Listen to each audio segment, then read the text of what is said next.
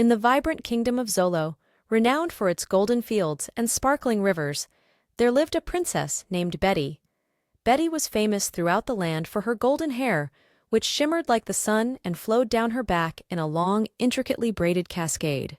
Her hair was not just beautiful, it was said to possess magical properties, a gift from the fairies who blessed her at birth. Betty was as kind-hearted as she was beautiful. She spent her days wandering the kingdom, helping those in need and bringing joy to everyone she met. The people of Aurelia adored her, not only for her radiant beauty, but for her unwavering kindness and generosity. One day, as Betty was walking through the marketplace, she overheard whispers of a terrible plight in a distant village. The village of Bramblewood, nestled at the edge of the dark forest, had been suffering from a terrible drought. The river that once brought life to their fields had mysteriously dried up, and the villagers were in desperate need of help. Determined to aid them, Betty decided to journey to Bramblewood. She packed a small bag with essentials and set out on her trusty steed, Stardust, a majestic white horse with a silver mane. Her long braid flowed behind her, catching the sunlight and spreading a golden glow wherever she went. As she neared Bramblewood, the lush landscape of Aurelia gave way to dry, cracked earth and withered plants.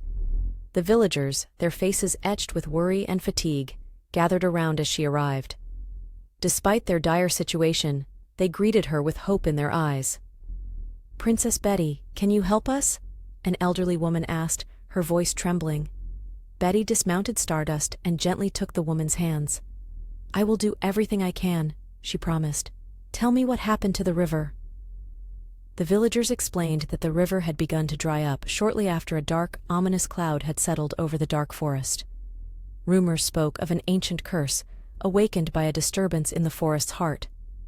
Betty listened carefully, her resolve growing stronger. "I will venture into the dark forest and find the source of this curse," she declared.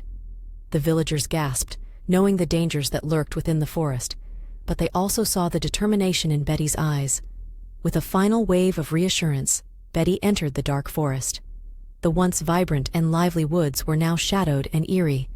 The trees seemed to whisper warnings, and the air was thick with a sense of foreboding. Undeterred, Betty pressed on, her braid gleaming like a beacon in the darkness. Deeper into the forest, she came across a clearing where a withered tree stood. At its base was a dark, swirling pool of water, emanating a chilling aura. As she approached, a figure emerged from the shadows, a sorceress draped in tattered robes, her eyes gleaming with malice. "You dare enter my domain?" the sorceress hissed. "This forest and its curse are under my control." Betty stood her ground, her golden hair glowing brighter. "I will not allow you to harm the people of Bramblewood," she said firmly. "I will break your curse and restore the river." The sorceress laughed, a cold, cruel sound. "You think you can defeat me with your beauty and golden hair? Foolish princess." Betty knew she needed to use the magic within her hair. She unbraided the long plait, and her hair flowed freely around her, radiating a golden light that seemed to chase away the shadows. She began to weave a spell, using the ancient words the fairies had taught her as a child. As she chanted, the light from her hair intensified, and the dark pool began to bubble and recede. The sorceress tried to counter the spell, but the light was too strong. With a final burst of energy, the curse was broken. The dark cloud lifted, and the forest began to breathe again. The trees straightened, and the once withered plants regained their color. The sorceress, now powerless, fled into the depths of the forest, never to be seen again. Betty, exhausted but triumphant, watched as the river began to flow once more, its clear, sparkling waters rejuvenating the land.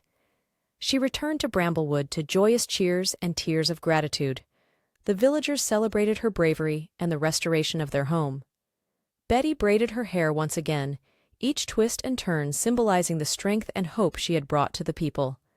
News of Princess Betty's heroism spread throughout Aurelia, and she was celebrated not only for her beauty, but for her courage and selflessness.